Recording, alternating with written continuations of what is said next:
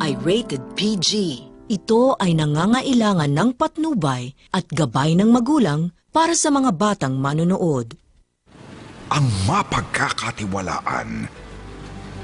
Nagtitiwala sa ABS-CBN News and Current Affairs.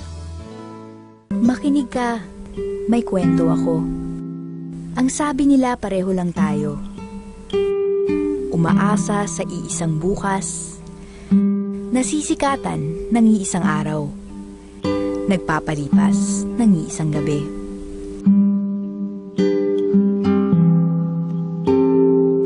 Ang bawat isa isang kwento. Bawat kwento, kasaysayan ng isang bayan. Lupang hinirang. Bayang magiliw. Sa dilim at sa hinagpis, hindi sumusuko. Ito tayo, nanghahamon, umaasa, lumalaban.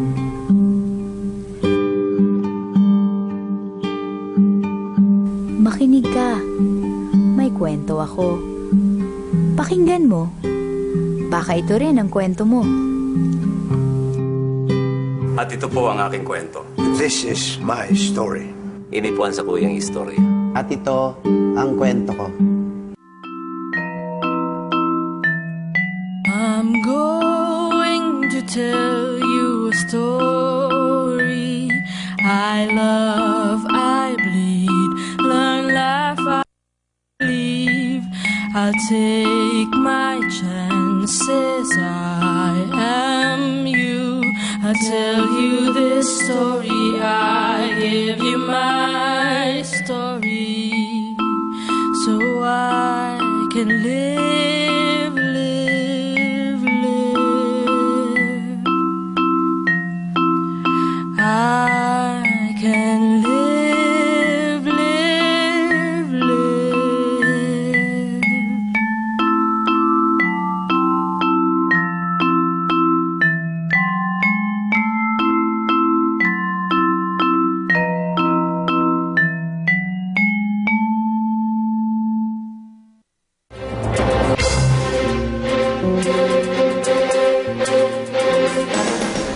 We have this piece of breaking news just in. A plane carrying Interior Secretary Jesse Robredo is feared to have crashed this afternoon.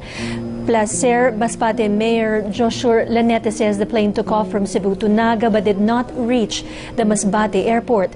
Search efforts are ongoing for the plane. Meantime, authorities are also trying to find out more on this incident. Okay, this is so far what we just have this hour. A plane carrying Interior Secretary Jesse Robredo is feared to have crashed sometime this afternoon. We're getting sketchy reports at the moment.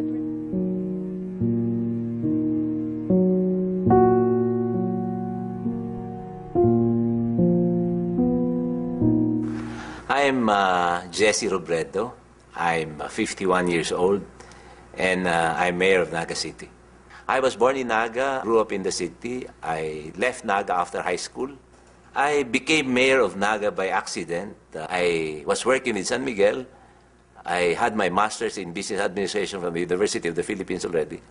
The career path that I was looking at was succeed in a private company, make a niche as a senior executive later on. What compelled me to join EDSA 1? Actually, it was the assassination of Ninoy. You know, after Ninoy, I told myself, if this can be done in the Philippines to a prominent person, then something's wrong with this country.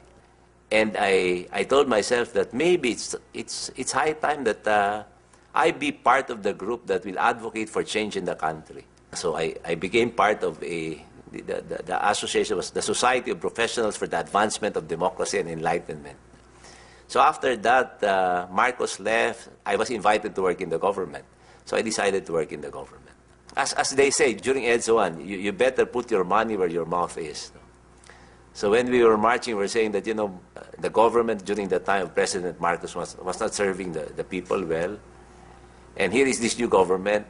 It's asking you to make your own sacrifice, go back to the city, work in the city. I was program director of the Bicol River Basin Development Program Office. My parents are businessmen, and they did well in the city, and I suppose we owe it that at least one member of the family should serve the city. So when relatives asked me if I would like to run for mayor, I said, there is nothing wrong in trying to be mayor of Naga. So I decided to run for mayor. I was confident that I had the capability, I was academically prepared. So I told myself that probably given the opportunity, I can make a difference in the city. That's the reason why I ran for mayor.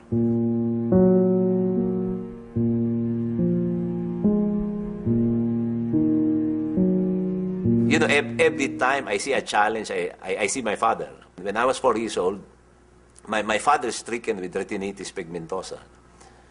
It's a night blindness. So my father lost his eyesight when I was 4 years old. He inspired all of us because despite of the difficulties, he raised a family. We've done well.